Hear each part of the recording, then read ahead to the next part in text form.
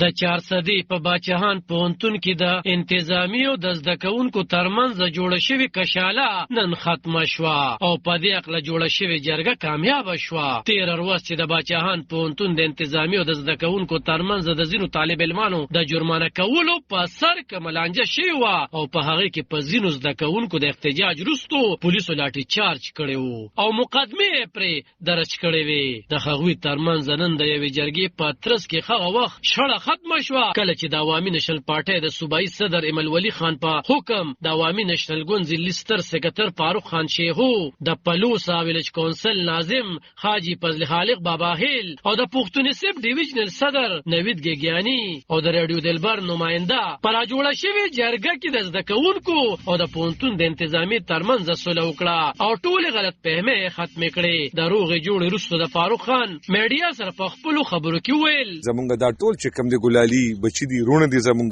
دی په سخته کې پرې وتل نو موږ په دې باندې ډیر زیات خفو خو موږ رالو په دې کې او زه ټول خپل مشرانو د رونو بیګانو شکریا ادا کوم، ستا شکریا ادا کوم او د وی سی صاحب شکریا ادا کوم او چې ممکن استو په خپل میاس کې او کوم هغه تومتونو هغه هیڅ خبره نه و پکې اچھا چې وی دا چلی کړي هیڅ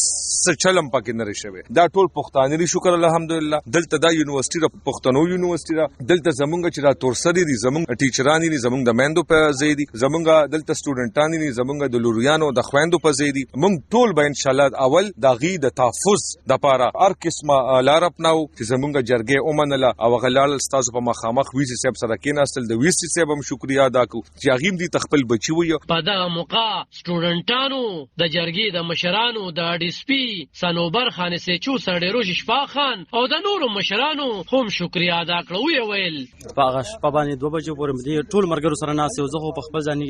دغه شوی نوم او سره صوبایي صدر چې کوم دی زمونږ کامران بنګس وزیر تعلیم چې کوم دی هغه شکریا ادا کوم او نور داسې کوم زمونږ مرګري مشران دي تاغي مونږ ټول مشکور یو. ټول نه پیل استاد شکریا ادا کوم. داغه نه بعد د صوبایي صدر ایمل ولی خان ډیر شکریا ادا کوم، د فاروق خان شکریا ادا کوم، د سټوډنټانو شکریا ادا کوم چې په دې کې ودرېدل. دویمه خبره جیدا ده چې